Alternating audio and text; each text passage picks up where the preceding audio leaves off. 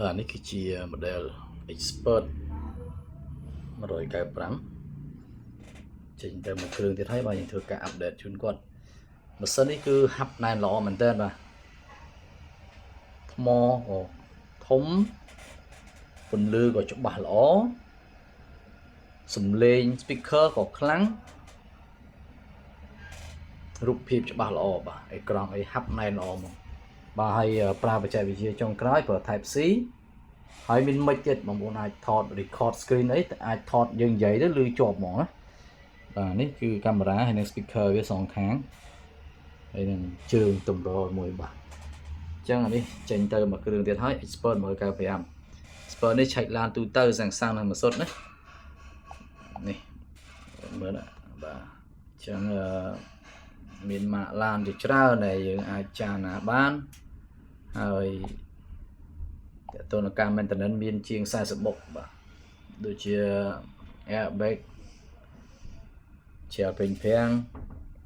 ច្រើនបងប្អូនច្រើនជាង40បងប្អូនគិតមើលទៅបាទច្រើន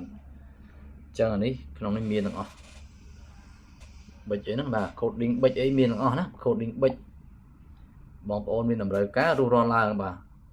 ចំនួនមានកំណត់តម្លៃល្អពិសេសសម្រាប់បងប្អូនមានតម្រូវការបើសិនជាបងប្អូនគ្រាន់តែសួរតម្លៃទេអានោះវាតម្លៃវាអាចប្រែប្រួលអញ្ចឹងណាតែបើសិនជាបងប្អូនចង់បានពិតប្រាកដ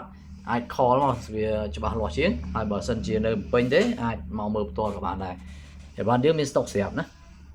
មិនបាច់រងចាំយូរអាចមកមើលហើយទិញយកតែម្ដងអូខេអញ្ចឹងថ្ងៃនេះយើងចេញទៅមួយគ្រឿងទៀតហើយ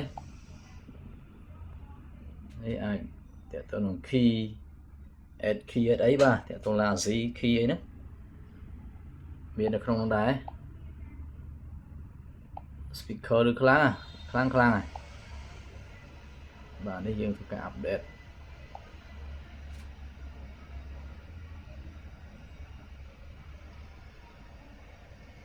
ក្រងវាច្បាស់ល្អហើយថ្មវាកាន់យូរហើយនេះល្អធន់ប្រើជាងពួក906 Pro 906 Pro មាន error ខ្លះដែលថារោងចក្រគាត់ធ្វើស្មោះស្ដើងពេកធ្វើឲ្យអេក្រង់ហើយនឹងថ្មហ្នឹងមានបញ្ហា